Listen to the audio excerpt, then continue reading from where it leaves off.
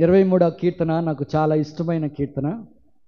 ఈ కీర్తనపై నేను చాలాసార్లు మీకు చెప్పుండొచ్చు, కానీ ప్రత్యేకంగా ఈ కీర్తన నేను వచనం వెంబడి వచనాన్ని అధ్యయనం చేయటం జరిగింది. దీన్ని కాపరి కీర్తన అని అంటారు. అంతేకాదు, బైబిల్ పండితులు ఈ కీర్తన గ్రంథంలోని ఈ కీర్తనకు లోయ కీర్తన అని పేరు పెట్టారు. 22వ కీర్తనకు కల్వరి కొండ కీర్తన అని పేరు పెట్టారు. అలాగే 24వ కీర్తనకు సియోను కొండ కీర్తన అని పేరు పెట్టారు. ఈ మధ్యలో 23వ కీర్తన ఉంది. 22వ కీర్తనకు కల్వరి కొండ, 24వ కీర్తనకు సియోను కొండ, 23వ కీర్తనకు గాఢాంధకారపు లోయ కీర్తన అని పేరు పెట్టారు. దేవునికి స్తోత్రం కలుగునుగాక. హల్లెలూయా. మొదటి వచనాన్ని నేను చదువుతున్నాను. యెహోవా నా కాపరి, నాకు లేమి కలగదు. నేను చాలాసార్లు చెప్పుంటాను. నేను బైబిల్ కాలేజీలో ఉండగా నేను డివోషన్కి కొంచెం లేటుగా వచ్చాను అని చెప్పి లేటుగా వచ్చిన వాళ్ళు నిలబడమన్నారు. అందరం చాలామంది నిలుచున్నాము. అందరికీ ఒక్కొక్క పనిష్మెంట్ ఇచ్చారు. నా వంతు వచ్చేసరికి నేను చాలా దీనంగా కనిపించానేమో. నా మీద చాలా జాలి చూపాడు వార్డెన్ గారు. చాలా జాలిపడి ఏమన్నాడంటే, ఈ 23వ కీర్తన 100 సార్లు రాసుకురమ్మన్నాడు. 23వ కీర్తన పుస్తకం పెట్టుకుని 100 సార్లు రాసి తీసుకెళ్ళి సబ్మిట్ చేశాను. అందుకనే నాకు 23వ కీర్తన చాలా ఇష్టమైన కీర్తన. ఈ కీర్తన దావీదు రచించిన కీర్తన.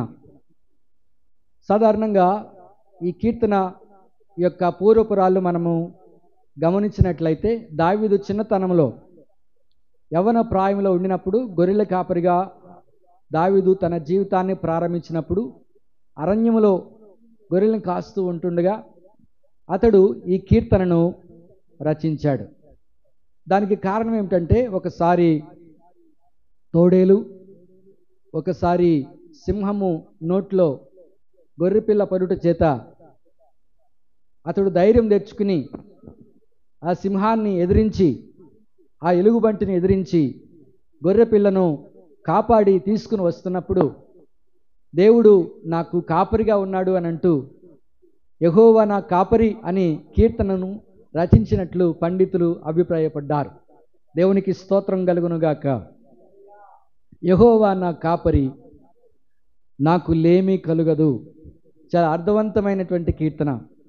మనము ఆపదలో ఉన్నప్పుడు, లేక కష్టంలో ఉన్నప్పుడు, బాధలో ఉన్నప్పుడు, కన్నీళ్లతో ఉన్నప్పుడు మనల్ని ఓదార్చేటువంటి కీర్తన ఈ కీర్తన. మనకు ఆదరణ కలిగించేటువంటి కీర్తన ఈ 23వ కీర్తన. ఇప్పుడు మనము జాగ్రత్తగా గమనించాలి. యెహోవా నా కాపరి. కాపరి అనేటువంటి పదము ఎలా వచ్చిందో మనం గుర్తు చేసుకోవాలి. మనం ఎరిగినట్టు కాపరి అంటే ఇంగ్లీష్లో పాస్టర్ అని పిలుస్తూ ఉన్నాం. ఇంగ్లీష్లో పాస్టర్ అంటున్నాం. PASTOR, pastor. ఈ పదానికి లాటిన్ పదము పాస్కేర్, పాస్టామ్ అనేటువంటి లాటిన్ పదం యొక్క మాతృకలివి.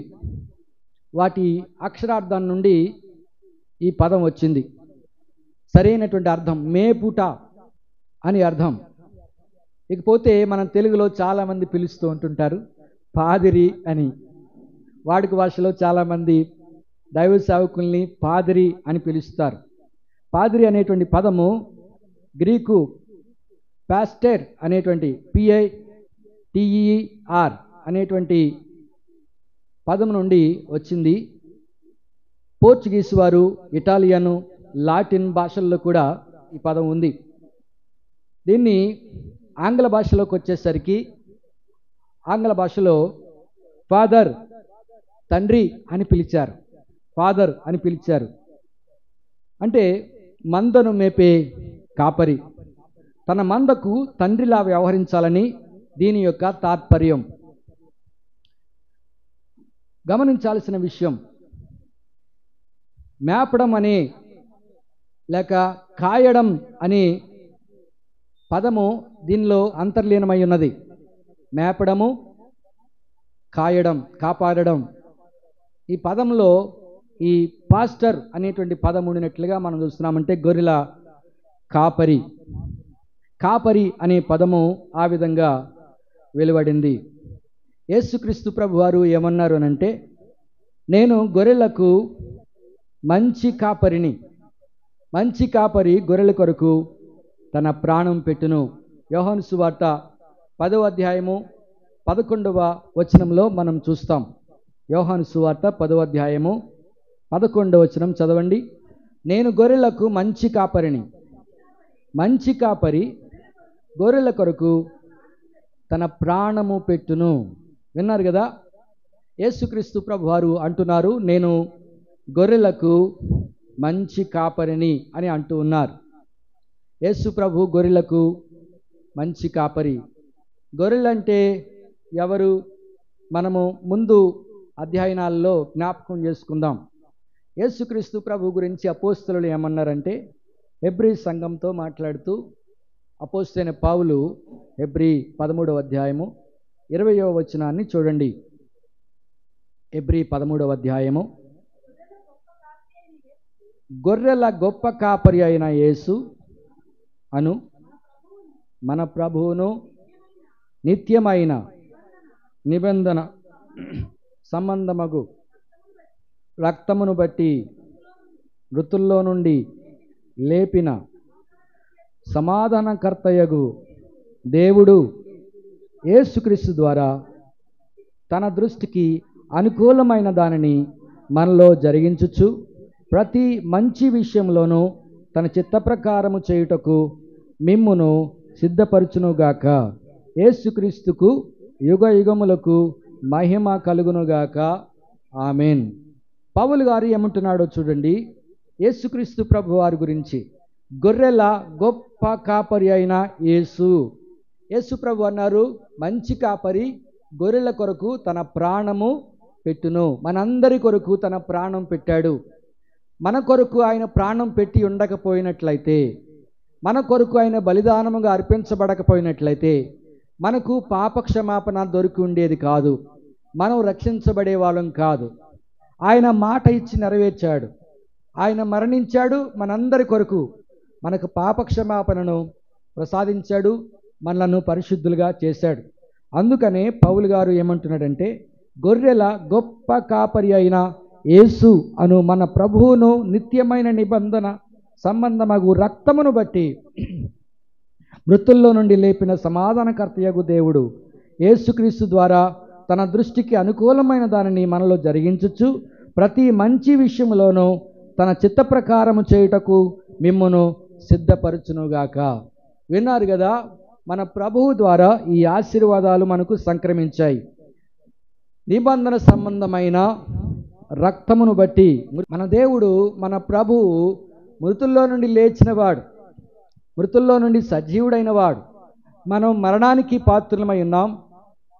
మరణించాల్సిన మనము, మరణానికి గురైనటువంటి మనము తిరిగి బ్రతికించబడుట కొరకు, తిరిగి రక్షించబడుట కొరకు క్రీస్తు మన కొరకు మరణించి పునరుద్ధానుడై తిరిగి లేచాడు. అందుకనే మంచి కాపరి తన గొర్రెల కొరకు తన ప్రాణము పెట్టును అని ప్రభువు చెప్పినట్లుగా మనము చూస్తూ ఉన్నాం.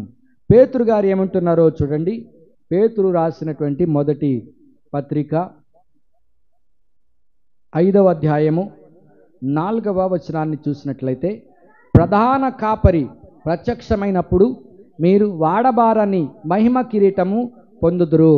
అపోస్తుడైనటువంటి పేతురు గారు యేసుక్రీస్తు ప్రభువుని ఏమని సంబోధించారంటే, ఆయన ప్రధాన కాపరి. ఆ తరువాత వచ్చిన వాళ్ళందరూ కూడా ఆయన క్రింద ఉన్నటువంటి వారు, ప్రధానమైనటువంటి వాడు, ముఖ్యమైనటువంటి వాడు. ఆయన ప్రధాన కాపరి. పౌలు గారు ఏమన్నాడు? గొప్ప కాపరి అన్నాడు. అలాగే పేతురు గారు అంటున్నాడు, ప్రధాన కాపరి ప్రత్యక్షమైనప్పుడు మీరు వాడబారని మహిమ కిరీటము పొందుదురు. వాడబారని మహిమ కిరీటం.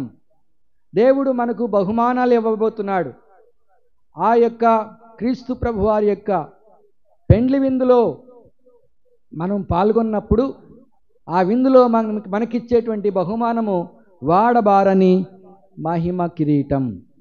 ఆయన ఇచ్చే కిరీటానికి మనం అర్హులమైనట్లయితే మనము ధన్యులము అనే సంగతిని నేను మీకు జ్ఞాపకం చేస్తున్నాను. పేతురు గారు ఏమంటున్నాడంటే ఆయన ప్రధాన కాపరి అంటూ ఉన్నాడు. పౌలు గారు అన్నాడు గొప్ప కాపరి అని యేసు ప్రభు గురించి కితాబు ఇచ్చాడు. పేతురు గారు ప్రధాన కాపరి అంటున్నాడు. ఇదే పేతురు మొదటి పత్రిక 2వ అధ్యాయము 25వ వచనాన్ని మనం చూస్తే, మీరు గొర్రెల వలె దారి తప్పిపోతురు గాని ఇప్పుడు మీ ఆత్మల కాపరియు అధ్యక్షుడునైన ఆయన వైపునకు మళ్ళీ ఉన్నారు. మనందరికీ కూడా ప్రధాన కాపరి ఎవరు? యేసు ప్రభు. మనందరికీ కూడా గొప్ప కాపరి ఎవరు? యేసు ప్రభు.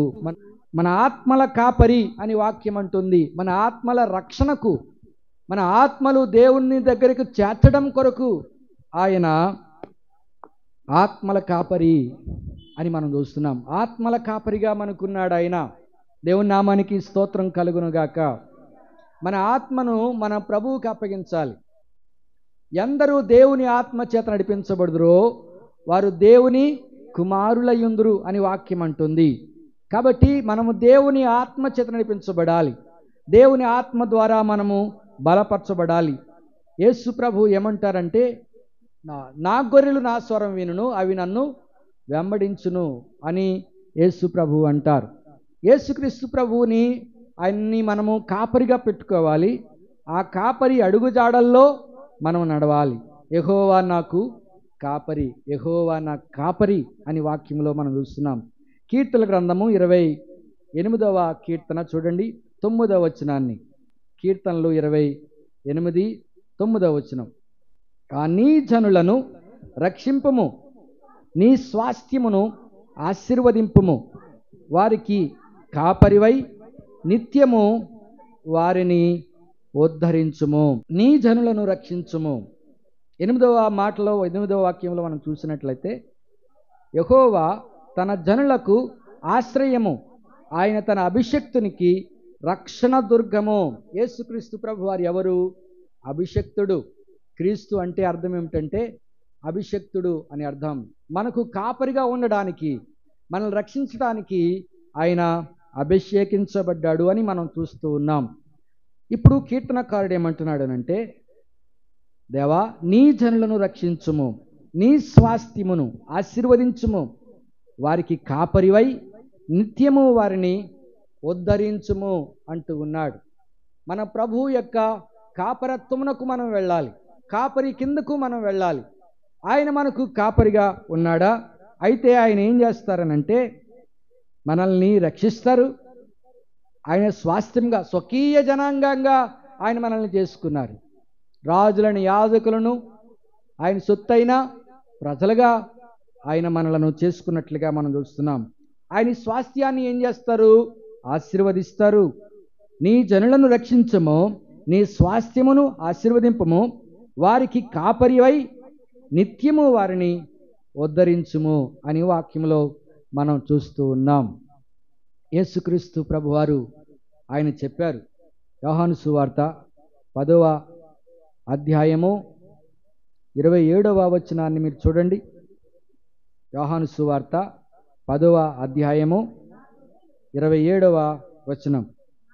నా గొర్రెలు నా స్వరం వినును, నేను వాటిని ఎరుగుదును, అవి నన్ను వెంబడించును, నేను వాటికి నిత్య జీవమునిచ్చుచున్నాను, గనుక అవన్నిటికీ నశింపవు, ఎవడును వాటిని నా చేతిలో నుండి అపహరింపడు. వాక్యంలో చాలా జాగ్రత్తగా గమనించండి. యేసుక్రీస్తు ప్రభు కాపరత్వం కింద ఉన్నటువంటి గొర్రెలు ఏం చేస్తాయంటే, నా గొర్రెలు నా స్వరమును వినును. ఆయన గొర్రెలుగా ఉండినట్లయితే ఆయన గొర్రెలు ఆయన స్వరాన్ని వింటాయి. ఇది సాదృశ్య రూపంలో చెప్పబడింది. కాపరి గొర్రెలకు సాదృశ్యంగా ఉంది. మనమే ఆయన గొర్రెలం. ఆయన కాపరిత్వం కింద మనం ఉండాలి. ఆయన స్వరాన్ని వినాలి. గల్ఫ్ దేశాల్లో కాపరి ముందు నడుస్తాడు. కాపరి ముందు వెళ్తూ ఉంటుంటే గొర్రెలన్నీ కూడా కాపరిని వెంబడిస్తాయి. కాపరి ఏ మార్గంలో వెళ్తే ఆ మార్గంలో కాపరిని అనుసరిస్తాయి. మనము దేవుని పిల్లలుగా, ప్రభు బిడ్డలుగా కాపరిని అనుసరిస్తున్నామా? ఎవరి గురించో వద్దు మనకి, ఎవరి గురించే మాట్లాడుకోవాల్సిన అవసరం మనకు లేదు. మన గురించి మనం మాట్లాడుకోవాలి. నా మట్టుకు నేను, మీ మట్టుకు మీరు. ప్రభురాత్రి భోజన సంస్కారాన్ని తీసుకునేటప్పుడు మనం ఇలాగే హెచ్చరించబడతాం. మీకు మీరుగా విమర్శించుకోండి, పరీక్షించుకోండి. ఆ మీదట అప్పుడు మీరు ప్రభురాత్రి భోజన సంస్కారంలో పాల్గొనండి అని హెచ్చరించబడతాం. కారణం ఏంటి? మనము ప్రభువు యొక్క కాపరిత్వం కింద ఉన్నామా? ప్రభువు మనకు కాపరిగా ఉన్నాడా? ఆయన చేతి కింద ఉన్నామా? ఆయన మాట వింటున్నామా లేదా? నా గొర్రెలు నా స్వరం వినును, నేను వాటిని ఎరుగుదును. నిజంగా యేసుక్రీస్తు ప్రభువు నిన్ను ఎరుగునా? ఆలోచించండి. ఒక ఉపమానంలో ప్రభు ఒక మాట చెప్పారు. అది మత్తయి సువార్త 25వ అధ్యాయంలో ఉంటుంది అనుకుంటా. అతడు మిమ్ము నెరుగనని మీతో నిశ్చయముగా చెప్పుచున్నాను అనేను. జాగ్రత్తగా గమనించండి. 10 మంది కన్యకలను గురించినటువంటి ఉపమానంలో ప్రభు ఈ మాట చెప్పినట్లుగా చూస్తున్నాం. పెండ్లి కుమారుడు వచ్చినప్పుడు పెండ్లి కుమారుడు వచ్చెను అని స్వరం వినబడింది. అప్పుడు సిద్ధపడిన వారు అతనితో కూడా పెండ్లి విందుకు లోపలికి పోయిరి. అంతటా తలుపు వేయబడెను. ఆ తరువాత తక్కిన కన్యకలు వచ్చి అయ్యా అయ్యా మాకు తలుపు తీయమని అడుగగా అతడు మిమ్ము నెరుగనని మీతో నిశ్చయముగా చెప్పుచున్నాను నేను. జాగ్రత్తగా గమనించండి. ఇప్పుడు ప్రభు ఏమంటున్నారంటే మీరెవరో నాకు తెలియదు అంటున్నారు. తెలీదా ఆయనకి? నిజంగా తెలియదు అంటారా? తెలుసా తెలీదా? మరి ఎందుకు తెలియదు అంటున్నాడు? అబద్ధం ఆడుతున్నాడు ఆయన? మరి ఎందుకు తెలియదు అంటున్నాడు? మత్తయి సువార్తలో ఇంకొక మాట ఉంది, ప్రభువా ప్రభువా అని నన్ను పిలిచేవాడు. ఏమండి? ప్రభువా ప్రభువా అని నన్ను పిలిచేవాడు పరలోకమందు ప్రవేశించాడు, కానీ దేవుని చిత్తమును జరిగించేవాడు ప్రవేశించినట్టు చేయడం. ఇక్కడ ఎరగటము ఎరగకపోవడము అనేటువంటి దాన్ని మనం పరిశీలిస్తూ ఉన్నాం. ఎందుకు మీరెవరో నాకు తెలీదు అన్నాడు? మీరెవరో నాకు తెలియదు అని ఎందుకన్నాడు? అనడానికి గల కారణం ఏంటి? ఆయనకి తెలియదు అంటారా? మనం పోయిన వారంలో జ్ఞాపకం చేసుకున్నాం. నేను ఆకాశమునికి ఎక్కినను నీవు అక్కడున్నావు, నేను భూమి దిగంతములకు వెళ్ళినను నీవు అక్కడున్నావు అని. ఎక్కడ చూసినా నీవు అక్కడున్నావు, నీ హస్తం నన్ను ఆదుకుంటుంది అని కీర్తనకారుడు అంటాడు కదా. ఆయనకు కనిపించని సృష్టమేది కూడా లేదు. కానీ ఇక్కడ మనకు వినబడినటువంటి ఈ మాట మీరు గమనించండి. మీరెవరో నేను ఎరగను, మీరెవరో నేను ఎరగను అని ఎందుకు అన్నారనంటే ఆయన గ్రౌండ్లో లేనటువంటి వారిని అంటున్నారు ఆయన. అంటే ఆయన గ్రౌండ్లో లేము, ఆయన మందలో లేము, ఆయన కాపుదలో లేము, ఆయన వేసినటువంటి ఆ యొక్క కంచెలో మనము లేము, అందుచేత ఎరగను అంటున్నాడు ఆయన. ఈ మాటను మనం చాలా జాగ్రత్తగా గమనించినట్లయితే మీరెవరో నేను ఎరగను అన్నాడు. అంటే వాస్తవంగా చాలామంది యేసుక్రీస్తు ప్రభుని ఎరుగుదును అన్నట్లుగా, ఎరగమన్నట్టుగా ఉన్నారని మనం చూస్తూ ఉన్నాం. దేవుణ్ణి ఎరిగియుండియు ఆయన దేవునిగా మహిమపరచలేదు, కృతజ్ఞతాస్తుతులను చెల్లింపను లేదు, వారు తమ వాదములు యందు వ్యర్థులైరి అని రోమపత్రిక 1వ అధ్యాయంలో చూస్తాం. ఆయన తెలుసు కానీ తెలియనట్టుగా ఉన్నారు, ఆయనను ఎరగమన్నట్టుగా ఉన్నారు. ఆయన ఎరిగియే కూడా చాలామంది వేషధారులైనటువంటి క్రైస్తవుల గురించి మాట చెప్పబడుతుంది. మనం ఆయన కాపరిత్వం కింద ఉంటున్నాం, ఆయన మార్గంలో నడుస్తున్నాం. నిజంగా మనం గుండెల మీద చేసి చెప్పాలి, నేను ఆయన కింద ఉన్నాను అని. అందుకని ఈ మాట, ఆ సందర్భాన్ని బట్టి ఈ మాట మీరెవరో ఎరగను అన్నాడు అంటే ఆయన కాపరిత్వము కిందకు రాలేదని, ఆయన మార్గంలో నడవడం లేదని దైవజనుడు ఈ మాటలు చెబుతూ ఉంటుంటాడు. చెప్తున్నప్పుడు నా గురించి ఆయన మాట్లాడాడని పైన ఉండిపోకుండే ఇది మనం పరిశీలించుకోవాల్సిన సమయం. మనం పరీక్షించుకోవాల్సిన సమయం. నిజంగా ప్రభు స్వరాన్ని నేను వింటున్నానా? అక్కడ ఏమని రాయబడిందంటే ఆయన నా గొర్రెలు నా స్వరం వినును. వినడం అంటే ఏంటి? వినటం వలన విశ్వాసం కలుగును, క్రీస్తుని గూర్చిన మాట వలన కలుగును. వినడం అంటే ఏంటి? విశ్వసించడం. విశ్వసించిన వారు ఏం చేస్తారు? ఆయన మార్గంలో నడుస్తారు. మనం పరిశీలించుకోవాలి కదా, ఆయన మార్గంలో నడుస్తున్నామా లేదా అనేది. అప్పుడు ఆయన అంటారు, నేను వాటిని ఎరుగుదును. ఆయన మనల్ని ఎరిగి ఉండాలి. ఆయన మనల్ని ఎరిగి ఉంటే మీరెవరో నాకు తెలియదు అంటాడు ఆయన? అనడు. ఆయన మనల్ని ఎరిగి ఉన్నాడు అనడానికి ఏ విధమైన ఆధారం ఉంది? ఏ విధమైన ఆధారం ఉంది? ఆయన మనల్ని ఎరిగి ఉండాలంటే మనం ఏం చేయాలి? ఆయనతో సహవాసము చేయాలి. మన సహవాసం అయితే యోహాను మొదటి పత్రిక 1వ అధ్యాయము 3వ వచనంలో, మాతో కూడా మీకు సహవాసం కలిగినట్లు మేము చూచిన దానిని వినిన దానిని మీకు తెలియజేస్తున్నాము. మన సహవాసం అయితే తండ్రితో కూడాను ఆయన కుమారుడైన యేసుక్రీస్తుతో కూడాను ఉన్నది. యేసుక్రీస్తుతో మనం సహవాసం చేస్తున్నామా? ఏమేమంటాడంటే, మనం ఆయనతో సహవాసం చేసినడలా మనకు సమాధానం కలుగును అంటాడు. అవును ప్రియులారా, మనం ఆయనతో సహవాసం చేయాలి. కొందరు మానుకొనుచున్నట్లుగా మీరు సమాజంగా కూడుకునుట మానకుడి అని వాక్యం అంటుంది. కొందరు మానేస్తున్నారంట, సహవాసం చేయటం మానేస్తున్నారంట. అపోస్తలులు ఏం బోధించారు? అపోస్తలుల బోధ సహవాసము, రొట్టె విరుచుట, ప్రార్థన చేయుట. ఈ 4 క్వాలిటీస్ సంఘంలో ఉండాలి. సంఘ బిడ్డలుగా మనం ఒకరితో ఒకరు సహవాసం చేస్తున్నప్పుడు, నిన్ను వలె నీ పొరుగువారిని ప్రేమించినప్పుడు, నీ సహోదరుని ప్రేమించిన నీవు నేను దేవుణ్ణి ప్రేమిస్తున్నానంటే అది కుదురుతుందా? కుదరదు. నీవు దేవుణ్ణి ప్రేమిస్తున్నావని రుజువు ఏమిటంటే నీ సహోదరుణ్ణి నీవు ప్రేమించాలి. అసలు యేసుక్రీస్తు ప్రభువారు మనం అర్పించే అర్పణ కూడా అంగీకరించడు. ఎందుకు అంగీకరించడు అని అంటే, ప్రభువు చెప్పారు, ఆయన మత్తయి సువార్తలో రాయబడింది కదా, నీవు అర్పణ అర్పించినప్పుడు నీ సహోదరునితో ఏదైనా విభేదం ఉన్నట్లయితే వెళ్ళి సమాధానపడు, అటు తర్వాత వచ్చి నీ అర్పణ అర్పించు, అప్పుడే అంగీకరించబడుతుంది. మన సహవాసం క్రీస్తుతో కూడా ఉంటే ఆయన ఏం కోరాడు? మనల్ని నీ సహోదరుల్ని ప్రేమించమని కోరారు. కాబట్టి మన నిత్య జీవితంలో, మన యొక్క బాహ్య జీవితంలో, మన అంతరంగిక జీవితంలో, మన ప్రయాణంలో మనం క్రీస్తుతో సహవాసం చేస్తున్నామనేటువంటి నిర్ధారణ మనం కలిగి ఉండాలి. అది లేనట్లయితే మీరెవరో నేను ఎరగను అని అంటారు. నేను వాటిని ఎరుగుదును, అవి నన్ను వెంబడించును. యేసుక్రీస్తు ప్రభువారు చెప్తున్న మాట ఇది. అవి నన్ను వెంబడించును. ఆ కాపరత్వం కింద నీవు ఉన్నావా? నా గొర్రెలు నా స్వరం వినును, నేను వాటిని ఎరుగుదును, అవి నన్ను వెంబడించును. వెంబడిస్తున్నామా లేదా మనం గుర్తుపెట్టుకోవాలి. ప్రకటన 7:17 చూడండి.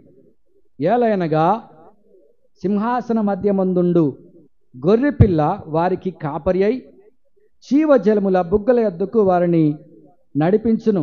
దేవుడే వారి కన్నుల నుండి ప్రతి బాష్ప బిందువును తుడిచివేయును. కన్నుల నుండి ప్రతి బాష్ప బిందువు తుడిచివేయనంట. ఎప్పుడు తుడిచివేయబడుతుంది? క్రీస్తు ప్రభు దగ్గరికి వెళ్ళినప్పుడు, క్రీస్తుతో ఉన్నప్పుడు, ఆయన చెంతకు చేరినప్పుడు ప్రతి బాష్ప బిందువు, మీ కష్టాలు, మీ బాధలు, మీ ఇబ్బందులు, మీ శ్రమలు అన్నీ కూడా సమూలంగా పూర్తిగా నిర్మూలన చేసేస్తాడు ఆయన. ఇక కన్నీళ్ళు ఉండవు, దుఃఖం ఉండదిక, ఏడుపు ఉండదిక. ఈ లోకంలో కన్నీళ్లు, ఈ లోకంలో దుఃఖము, ఈ లోకం వ్యాధులు, ఈ లోకంలో అప్పుల బాధలు, ఈ లోకంలో సూటిపోట్ల మాటల వల్ల ఈ లోకంలో అనేక ఇబ్బందులు, అనేక శ్రమలు, అనేక కష్టాలు వస్తాయి. వాటన్నిటినీ కూడా ఆయన తుడిచివేస్తాడు. లోకంలో మీకు శ్రమ కలుగును, అయినా ధైర్యం తెచ్చుకోండి, మీ విడుదల సమీపమై ఉన్నదని ప్రభువు చెప్పారు. ఆయన కాపరత్వం కింద ఉన్నటువంటి వారితో మాట్లాడిన మాటలు ఇవి కదండి. ఆయన ఏం చేస్తారు తెలుసా? ఆ గొర్రె పిల్ల ఎక్కడ? సింహాసన మధ్య ముందుండు గొర్రె పిల్ల. యేసు ప్రభువుని ఏమంటున్నది వాక్యము? గొర్రె పిల్ల అంటుంది. మనం గొర్రెలమైతే ఆయన ఏమన్నాడు? ఆయన గురించి ఏమి రాయబడింది? గొర్రె పిల్ల అని రాయబడింది. ప్రకటనలో మనం చూస్తే ఆ గొర్రె పిల్ల ఆ గ్రంథము విప్పుటకు యోగ్యుడు అని రాయబడింది ప్రియులారా. ఇక్కడ మనం గమనించినట్లయితే సింహాసన మధ్యము నుండి గొర్రెపిల్ల వారికి కాపరి అయి, ప్రధాన కాపరి. ఎవరు మనకు ప్రధాన కాపరి?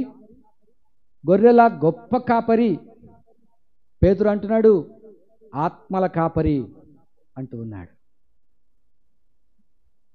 ఆయన అంటాడు నేను వాటిని ఎరుగుతును. గొర్రెలను ఏం చేస్తాడు ఆయన? కాపరి అయి జీవజలముల బుగ్గల యొద్దకు వారిని నడిపించును. దేవుడే వారి కనుల నుండి ప్రతి బాష్ప బిందువును తుడిచివేయును. ఆయన గొర్రెల ప్రధాన కాపరి. ఆ కాపరి కాపుదలలోనే క్రైస్తవ సంఘాలకు కాపరులుగా ఉన్నటువంటి వారు నిర్భయంగా తన యొక్క బాధ్యతలను కాపరత్వం కిందే, ప్రధాన కాపరి కిందే, ప్రధాన కాపరి ఆధ్వర్యంలోనే, ఆత్మల కాపరి ఆధ్వర్యంలోనే, గొర్రెల గొప్ప కాపరి ఆధ్వర్యంలోనే ఆయన కింద మాత్రమే పని చేయాలి. సంఘానికి నాయకత్వం వహించేవారు కాపరి అని మనం అంటున్నాం. వాక్యంలో మీరు గమనించండి. ఎఫెసీ పత్రిక 4వ అధ్యాయం 13వ వచనం. పరిశుద్ధులు సంపూర్ణులగునట్లు క్రీస్తు శరీరము క్షమాభివృద్ధి చెందుటకును పరిచర్య ధర్మము జరుగుటకును ఆయన కొందరిని అపోస్తలులను గాను, కొందరిని ప్రవక్తలను గాను, కొందరిని సువార్తికులను గాను, కొందరిని కాపరులను గాను, ఉపదేశకులను గాను నియమించెను. ప్రభువే నియమించాడు. దైవజనులుగా, సంఘ కాపరులుగా ఎవరో నియమించరు.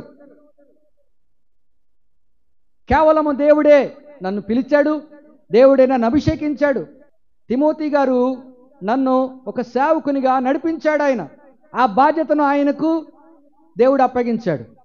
తర్వాత సంఘ కాపరిగా నియమించింది ఎవరు?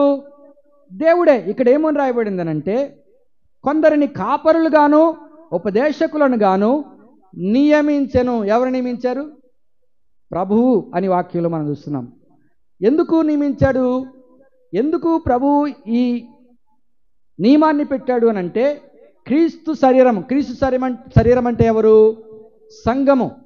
సంఘము క్రీస్తుకు శరీరము. క్రీస్తుకు శరీరం సంఘం.